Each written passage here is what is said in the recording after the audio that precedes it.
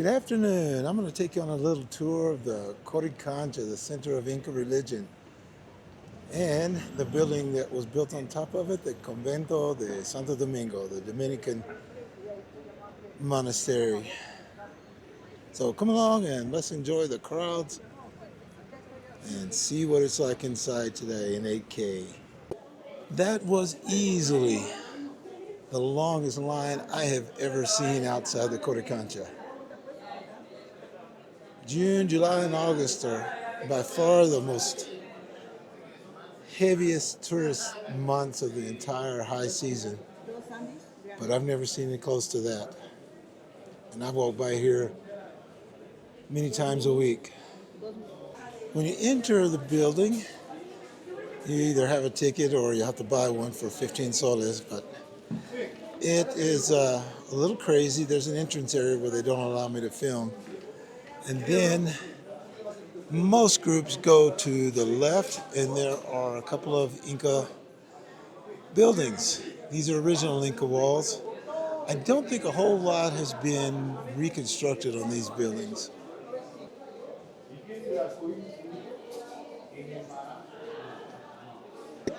It is so busy that the guides for certain don't care if they block the doorways or not. I had one guide, last week I think it was, totally blocked this particular part of the building for more than 5 minutes while he talked to his group. Most guides will politely, if they see people wanting to get by, will politely ask their group to stand aside, but there are quite a few guides that wouldn't even think about doing that. They're more worried about making money and, well, anyway, I'm not going to say, but they don't, there are a lot of rude guides, let's put it that way. I can't do it with this camera, but there are some beautiful shots you can take with these flowers, especially on a cloudy day when things are not overly bright. The courtyard in the middle is a favorite place for people to take selfies and take group photos. It, of course, was not part of the original Inca buildings.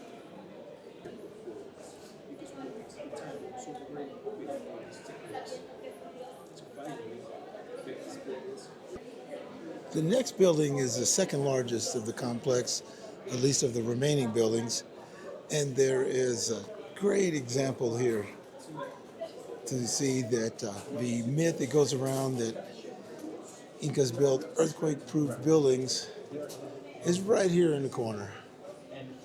Huge cracks, huge shifts in the buildings, in the stones, excuse me, make it clear that this building, like so many of the others, in fact all of the others around Peru, did not survive earthquakes.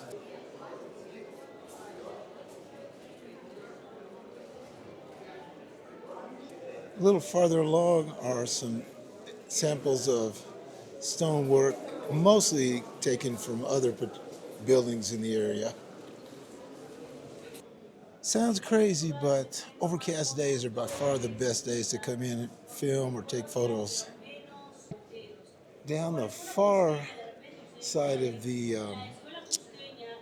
courtyard, there is a room that I can't film in, but there are some magnificent paintings and artwork inside that you really have to go see. I'm not much into that kind of stuff, but it is enjoyable even for somebody like me. You can climb up into the bell tower. The views honestly aren't the best up there, but it is interesting, and there is a small charge extra. I think it's 5 soles, but I'll check up there in a little while.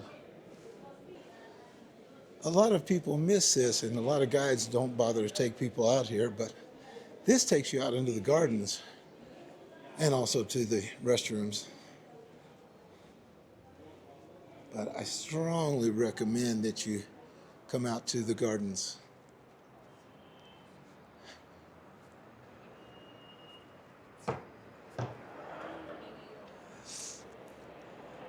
It borders along Avenida del Sol, and you get to see some fabulous Inca walls and Spanish architecture as well.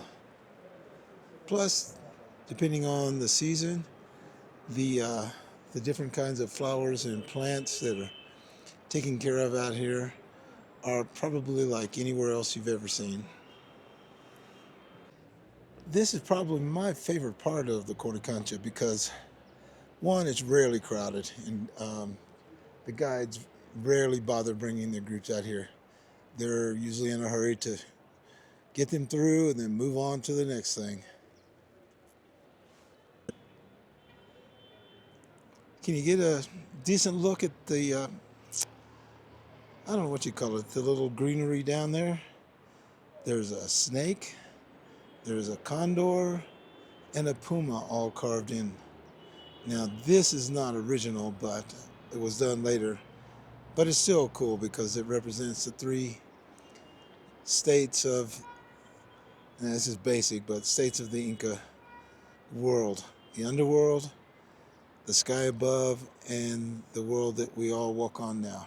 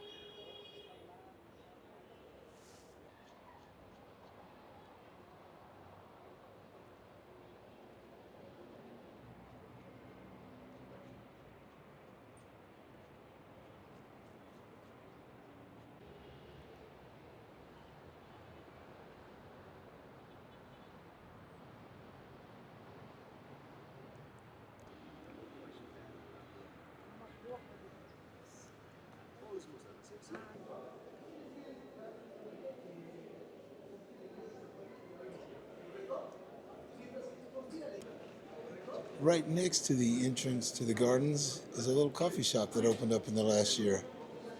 I have no idea if it's any good, but probably worth a try and probably not that expensive. Next up is the largest of the buildings. I wish I could film some of the cool carvings in a very large niche, but unfortunately it's covered with glass and all you get is reflections. Inside this big room are some more examples of the effects of earthquakes. You can pretty much count on it being full during the tourist season. Today is no exception. Of course, again, as you can see, the guys totally block everything for everyone except their group.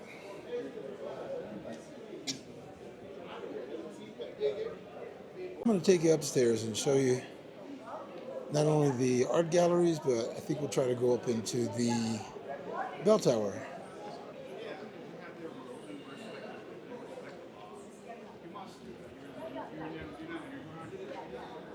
That's the big room we were just in downstairs. A couple of people inside now. There are always local artists exhibiting their work up here.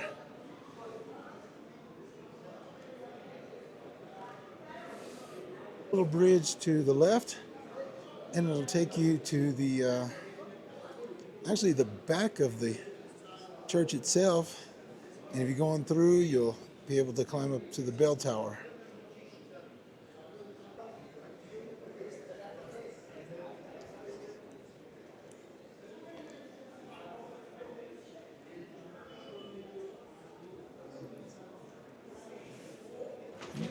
This part of the art gallery is closed off.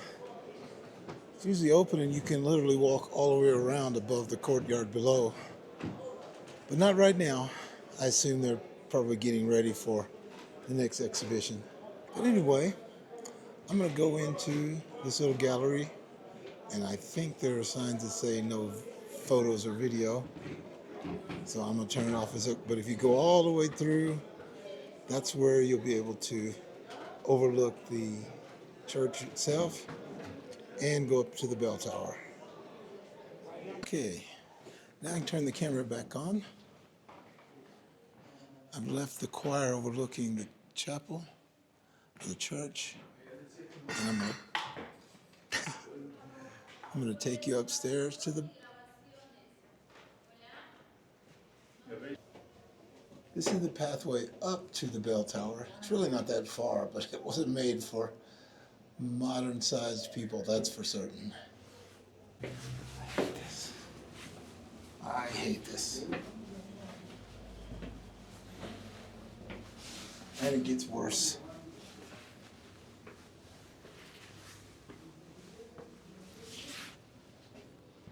It's a little cool and windy up here, but you get a look at the big bell. All of this tower was destroyed in the huge earthquake of 1950 and then rebuilt again.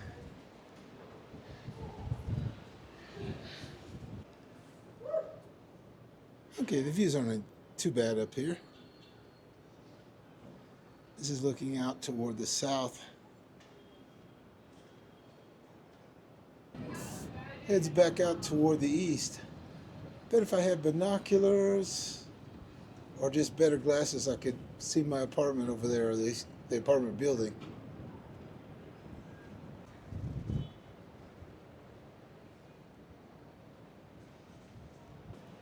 Can't see the Plaza de Armas from here, but if you know where to look, you can see the Jesuit church and the cathedral. And high up above is Sacsayhuaman. That was kind of cool. By the way, it does cost 5 soles for adults and 3 soles for students.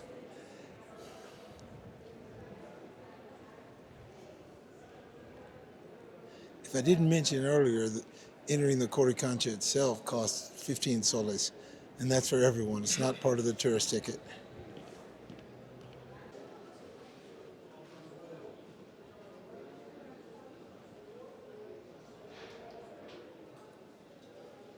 It's another nice view of the gardens in Avenida El Sol.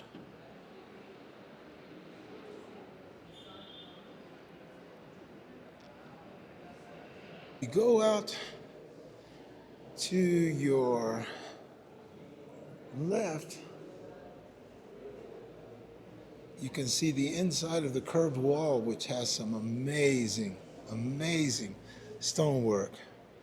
But unfortunately, right now, it's closed off. They're doing renovation work, and no one can go back there right now. This is a real shame, but it'll open up for me later on. Unfortunately, the thousands of people who are here during the height of the tourist season are missing this part.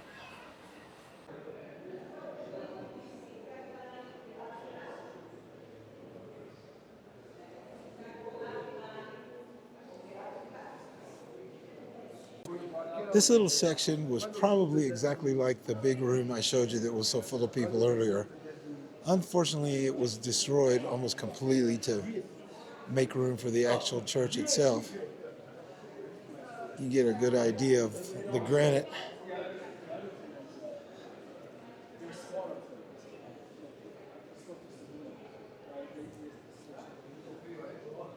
Almost all of these stones came from a quarry called Rumiccolca, about 35 kilometers southeast of Cusco. Still exists. You can still go there. You can see stones that were never brought. You can see all kinds of things down there. Depending on the season, you'll exit one or two directions. Either you'll go back out the same way you came in, or depending on how busy it is, you will go through the back of the church itself. Then when you come out of the church, you're free to go to the next place you want to go. This is the outside of the Iglesia de Santo Domingo. The Plaza de Armas is 2 blocks to the north.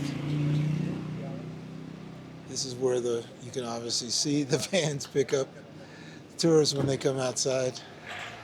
But anyway, I hope you enjoyed this little trip through the Coricancha.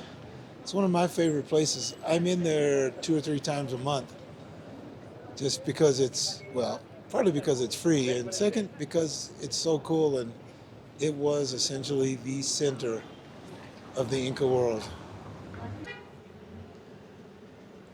Well, I hope you enjoyed this little walk through the Coricancha and Convento de Santo Domingo. If you have any questions about any of this, please leave a comment. I'll do my best to answer correctly. No, I won't do my best. I'll either answer correctly or I'll tell you I couldn't find the answer. But a lot of times if I don't know the answer, I have no problems going back and doing research. It helps me keep up to date because I'll be honest, there are things that I've forgotten. So anyway, once again, thanks for watching and I'll see you in the next video.